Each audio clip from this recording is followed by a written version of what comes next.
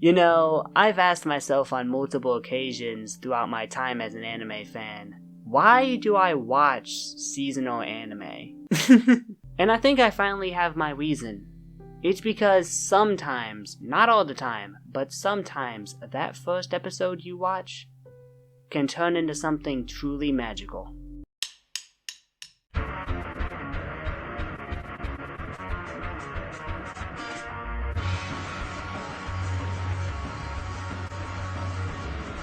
Who would have thought that in a season that has one of the most anticipated adaptations in recent anime, 3 very popular hyped up sequels, one of which being a sequel for one of the big 3, another pretty anticipated adaptation, and a remake of a classic anime from decades ago, that a 4-coma manga adaptation about a girl joining a band would have the biggest impact on the community, to the point that making a video on it was almost a necessity. Did anybody see this coming? I mean, yeah. It's not the first time this has happened. And Lord knows that comparison has been done to death, even if they aren't that similar once you really get down to it. But if there's one thing I'll compare Bocchi and Keion on, it's that both had an incredible amount of love and passion put into them by their staff. Keion had KyoAni, and Bocchi The Rock has Cloverworks. If you haven't noticed, Cloverworks has been on fire this year. It's almost like they developed a factory of sorts that produces amazing anime, because everything they put out this year has been some of the best anime of the year for me. Even the anime they co-signed with Wit was great. But out of all the shows they worked on this year, Bocchi The Rock is the best one. And I'll explain why.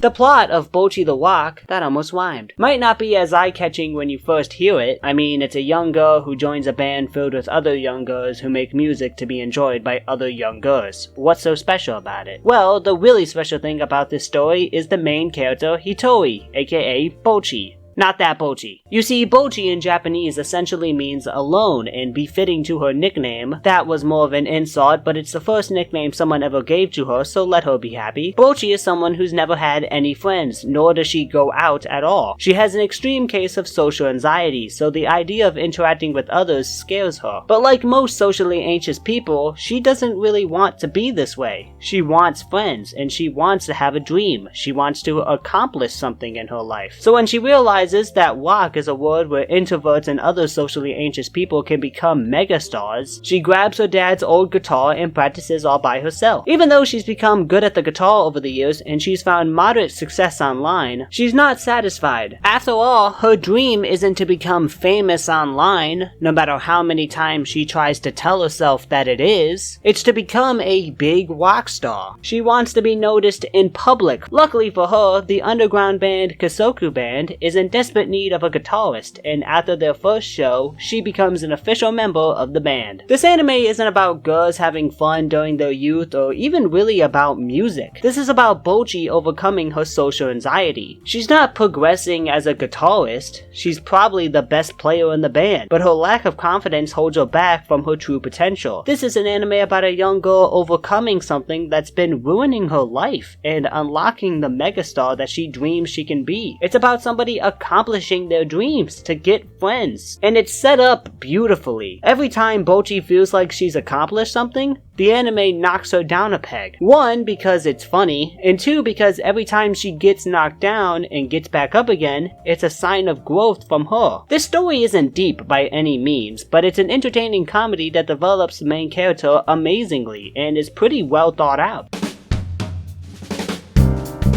Speaking of, let's talk about Bocchi's character in more detail. As mentioned many times earlier, Bocchi has social anxiety, which isn't new in the world of anime. Komi talks about it, Watamoe, hell, she's not even the first Bocchi. And while all of these anime, including Bocchi The Rock, use social anxiety for comedic purposes, it's Bocchi that has the most realistic depiction of the disorder I've seen in anime. Obviously, she stammers and blushes when she talks, she has a wish to hide herself or escape, but it's the more little things like not being able to keep eye contact with new people, her overreactions to trivial mistakes, and her constantly comparing herself in a way that brings herself down. These smaller aspects of her character really showcase how accurate of a depiction she really is. It hammers home that her way of thinking isn't just being shy or wanting to be alone. It's a depressing symptom that she has no real control over. So seeing her open up more throughout the series was really entertaining and sweet. The episode where she goes out with her bandmates and at the end says it wasn't so bad was great. But it's also very subtle in her growth at times. Like, it uses visuals to show us that she's more comfortable making eye contact. It never really tells us this. And at the end, her dark room has more lights in it, symbolizing that she's becoming more comfortable with social environments. Despite her social anxiety, when the group is at their lowest, she inspires them to play better by playing her very best. She's also able to explain what's going wrong in their performances in her monologues, which is a pretty heartbreaking scene. As I said, she's probably the best member of the team in terms of knowing her instrument. She just needs the confidence to play in a band. She also struggles with her dreams since she joined music for a pretty selfish reason, to get famous. She kinda thought that she was the only one who would join a band for such a selfish reason. Ostracizing yourself in your own head to try and make yourself feel worse is another potentially relatable trait of her character. Besides that, she's just an entertaining character to follow. Her inner monologues are depressing, but they're delivered in a way to make them more comedic, and it's so easy to cheer for her because she's so likable and relatable as a character. You want to see her succeed, which at the end of the day is the main point of the series.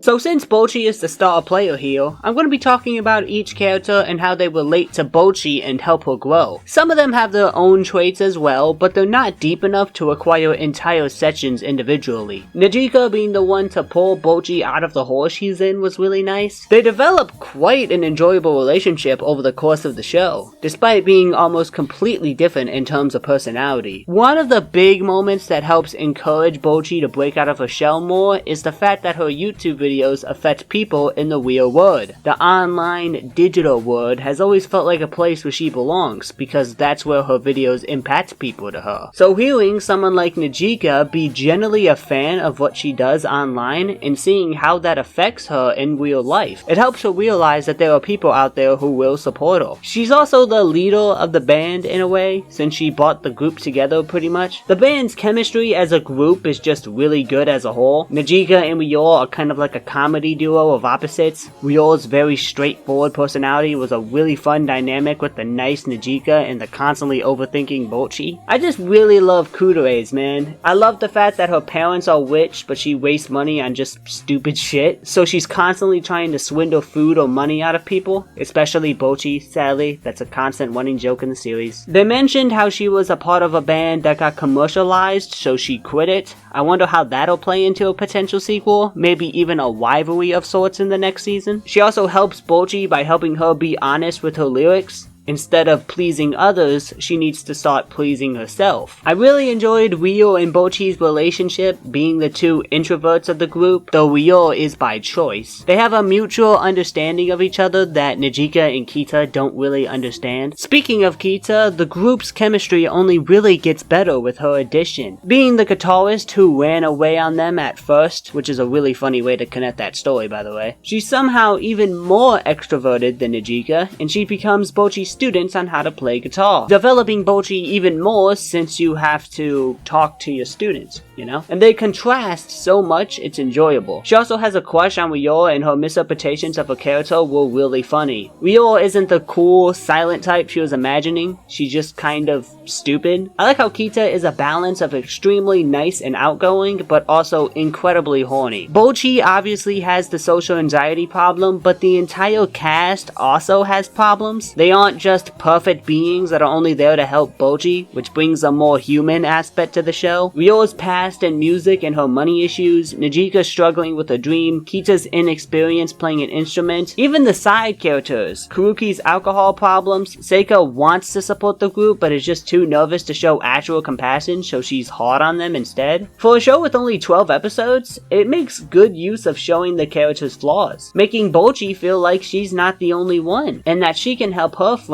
just like they help her. The comedy between the main four were really entertaining because they have such good chemistry with one another. It's a lot of fun to watch the group be themselves, and they're also vital to Bocchi's growth as a character. There are a lot of side characters that I enjoyed a fair bit as well. Again, not anything too serious, but fun enough to mention. She barely pops up, which is a damn shame, but Futari, Bocchi's little sister, was really funny to me. She kinda just bullies her older sister very offhandedly. It's a regular thing, I feel like, to realize a child has better social skills than you, which Futari does. But to make Bocchi and others feel better, it's a lot easier to talk as a child and make friends at 5 years old. These things don't really matter until you enter your teens. But her contrasting relationship with her sister was funny. The entire dynamic with her family, especially with her friends over, made me feel kinda bad for Bocchi, I'm not gonna lie. Like, she's the sympathetic figure throughout the entire show, but that scene of her not knowing how to enter a conversation between her family and her friends was just kinda sad for me. Like, man. I do hope in the next season they talk more about her past, since we didn't really mention it at all. But back to the side characters, Bocchi's drunk friend Kikaya was fun. She's kinda like Bocchi's band teacher in a way. And another good one is Seika, Najika's sister. She's a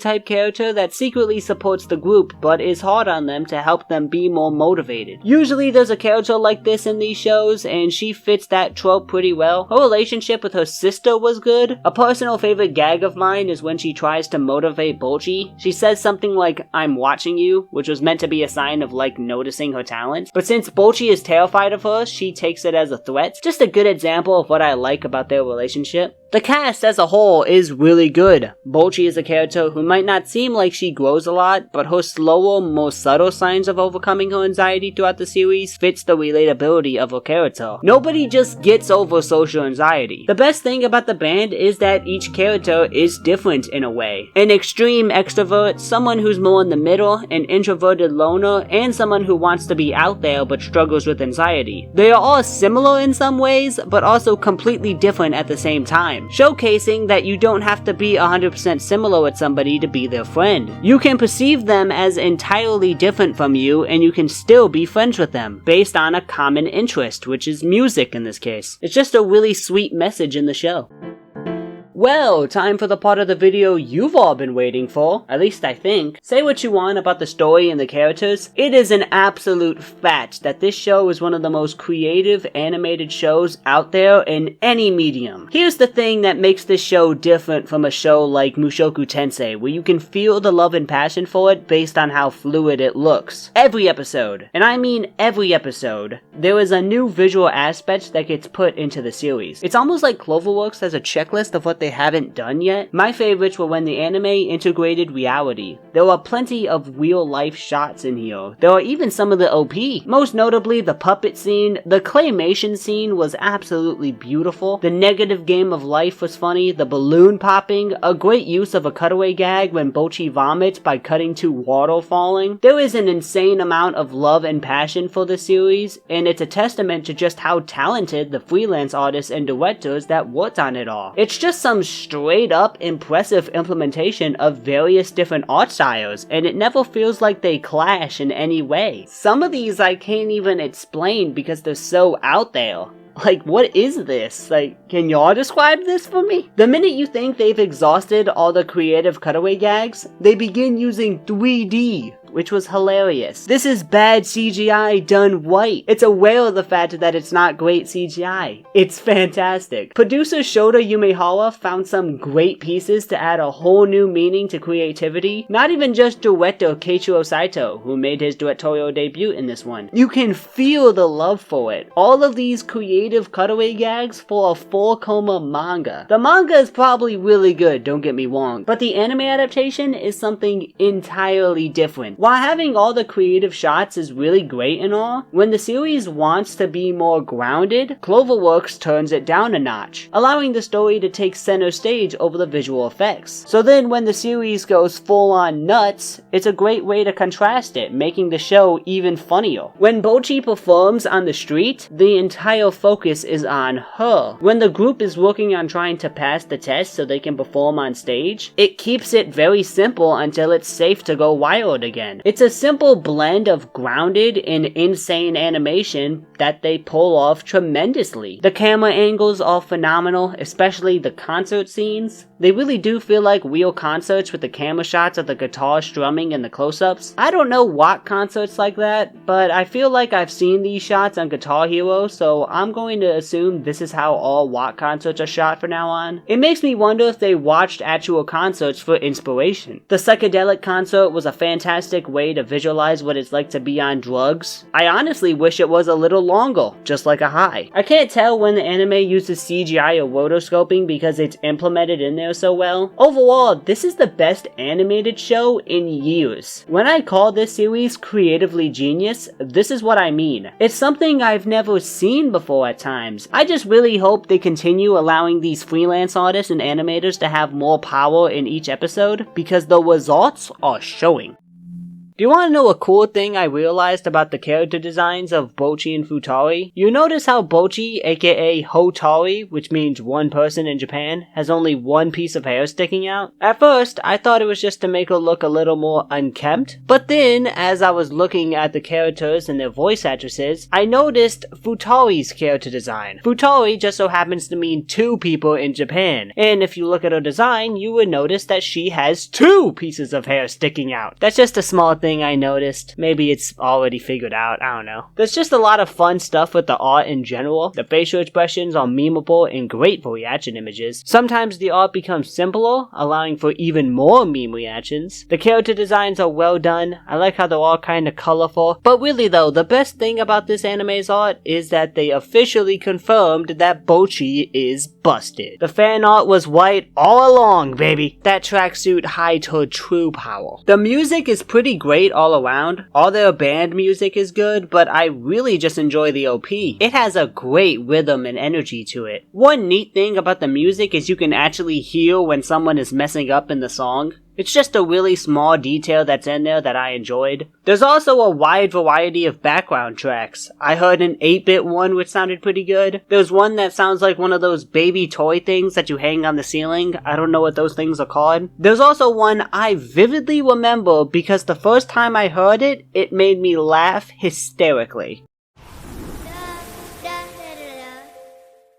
Like, I don't know how to describe that. But it's mostly the typical anime soundtrack though. What it does have is some fun J-Watt tracks in it, so if that's your thing, they got a whole album of songs from the anime out. So I'll leave a link to that if you want to hear it for yourself. I think it's pretty good, especially for a group that's not an actual band. The fact I generally thought they were an actual band for a minute shows just how good their chemistry is. Kita specifically has a really good singing voice. When they brought up that she'd be the singer for the band, I figured she'd be more like Yui from K-On! Kinda a goofy, silly tone that fits the band's lyrics, but she's not able to sing the more serious stuff, hence why Mio usually sings the endings. This series does it a little differently though, since Bocchi writes the lyrics for Kita to sing. The most depressing and introverted one has to write for a pure ball of sunshine, which may cause some issues. However, Kita, or more specifically Ikumi Hasegawa, was able to make it work, which is a testament to her versatility as a voice actress and a singer. It's a very easy character to like since she's helping Bocchi a lot by just being her friend, but the overall cheerfulness is a really fun add-on to the series. Of course, Bocchi's performance stands out. It actually seems like this is Yoshino Ayama's first really big role. Her biggest next to this would probably be, oddly enough, Yoshino from Wake Up Girls. But that's not even in the same realm, it feels like. I have to say, she did an absolutely amazing job, and I think her performance was a big reason as to why this series was as popular as it was. She did an absolutely amazing job. It's one of my favorite performances of the year. There are moments when it sounds like she's straining her voice, which is so off the wall it's funny. Her shy, quieter voice for Bocchi was absolutely adorable, which comedically contrasts her voice in her monologues. The little songs she sings are funny. At the end of the day, she pulled off a socially anxious teen greatly, and it's a major highlight for the series. There are so many adorable and memeable moments involving Bocchi, and a lot of that has to do with her voice. Some other performances that were great to me, Saku Mizuno as Ryo was great. I just love Kudoe's, and her emotionless tone, especially when paired with the more cheerful Nijika and Kita, was entertaining to me. I thought Bocchi's little sister Futari had a great performance. Mostly her tone when she is indirectly insulting her sister was just funny to me as well.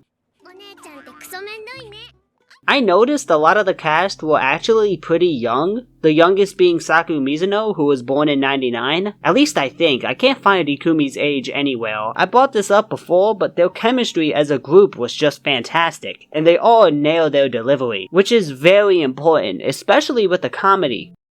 And here I was, so confident that my anime of the year would be Made in Abyss. I don't know if Bocchi The Rock is yet, we'll cross that road when we get there. But enough can't be said about this anime. It can simultaneously feature some of the most outlandish comedy scenes of pure insanity to a beautiful, well put together and grounded story about a young rock band. More specifically, a young girl overcoming her social anxiety. Is it the first anime to cover this topic? Not at all. But it is the most realistic depiction I've seen of social anxiety in anime. Compare Bocchi's behavior to your own, and you may realize something about yourself. And if you can, then this story could be inspiring to you in a way. A character breaking out of her shell simply by just talking to others and being there, finding her dream where she can be what she always wanted to be in her head. There's gotta be a fair amount of people out there that related to what Bocchi was going through and want to do the same as she did. It doesn't even need to be related to music at all, it could be anything. But even if you don't relate to the main character at all, it's still an extremely funny comedy that has a likable cast of characters, the best animation and directing of the year, great music, wonderful background art, a colorful character design, and a simple but effective story. It was an easy show to watch and review, and I can't recommend it enough. With that, I'm Kikaya, and I'll rock with you all next time.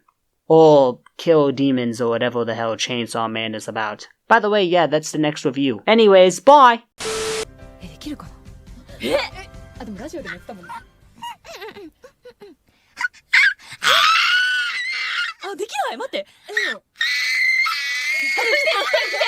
来てるよ結構。これだ。それだわ。すごい。電子機器の役。はい。すごい。壊れる時の役お待ちしてます皆様。